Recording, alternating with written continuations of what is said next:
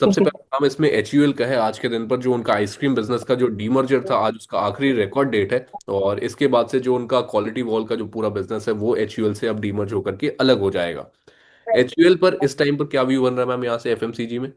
हाँ देखिए, specifically HUL अभी फ्रेश बाइंग नहीं करना है। फ्रेश हम्म। बाइंग के बारे में सोचना भी है तो 2000 के आसपास, और अभी 3270 के आसपास है। So wait for a better price. Hmm. In fact अगर आप, मैं इन्वेस्टिंग के लिए ये भाव मैंने सजेस्ट किया है, बट अगर आपको एक मोमेंटम प्ले करना है and that it comes out above hmm. 2530, तो या तो इसके ऊपर एक मोमेंटम प्ले कर सकते हैं जिसमें कि कम समय में एक हाई बीटा मूवमेंट हमको मिल सकता है, हम्म। But high alpha.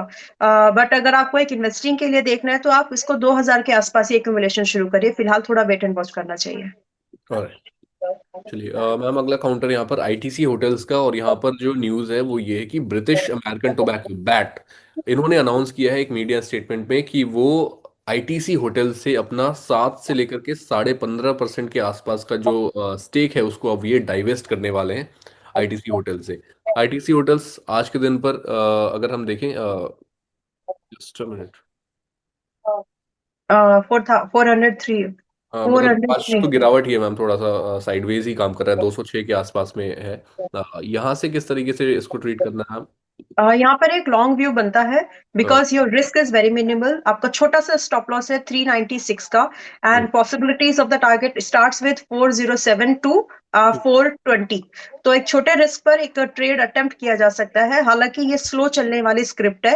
हम्म। जैसे आपको आपके टारगेट मिल जाए, या तो आप अपनी कॉस्ट के अबव लगभग 5% का एक ट्रेल लगा के छोड़ दीजिए, तब जाकर के इसको होल्ड करें। अदरवाइज अगर आपको इसको पूरे साल भर के लिए चलाना, होल्ड करना है तो।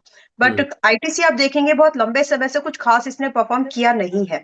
तो अगर वापस से स्टॉक, मुझे लगता है कि अगर 1200 412 के ऊपर, 412 के ऊपर अगर वापस से एक बार सस्टेन हो जाता है हम्म। बाय द मार्च, तो पॉसिबल है कि ये थोड़ा सा 440 तक भी स्ट्रेच हो जाए। तो ट्रेड को ट्रेल करते हुए प्लान कर सकते हैं।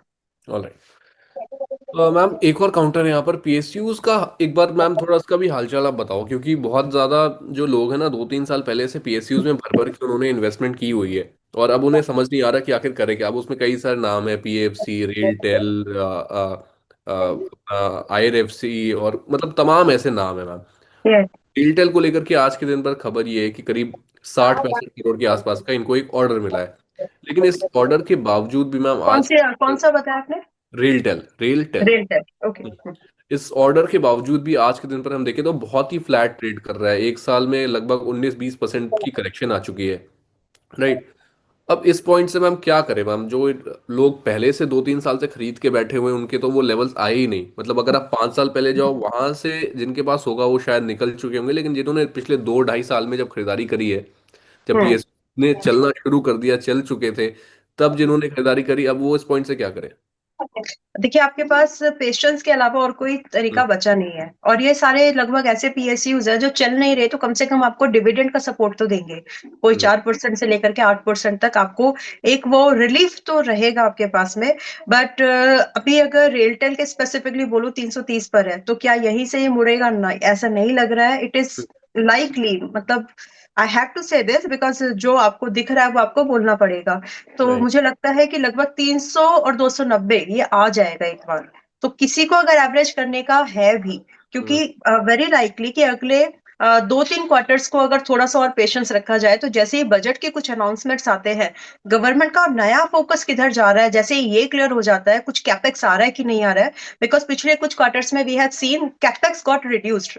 गवर्नमेंट के पॉइंट से, पॉकेट से जो कैपेक्स है इन सेक्टर्स को लेकर के काफी घटा है, दिख रहा है वो, दिख पड़ रही है वो चीजें। तो हम्म। नया बजट कैसा होगा ये मैटर करेगा।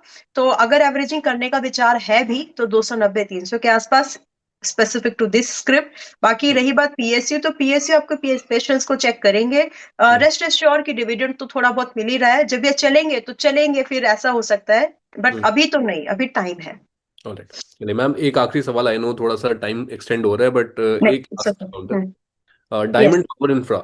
डायमंड पावर इंफ्रा को लेकर के आज के दिन पर न्यूज़ है 748 करोड़ का ऑर्डर मिला है इन्हें अडानी ग्रीन एनर्जी की तरफ से, और करीब सोलर केबल्स की सप्लाई के लिए। ये ऑर्डर एग्जीक्यूट होगा नेक्स्ट ईयर जनवरी से लेकर के दिसंबर 2026 के बीच में।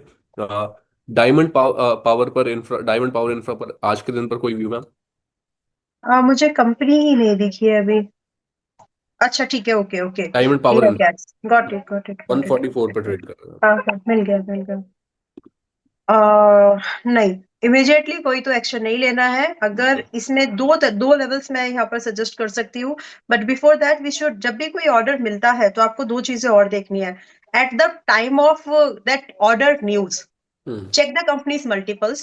Is hmm. it expensive to sector or not?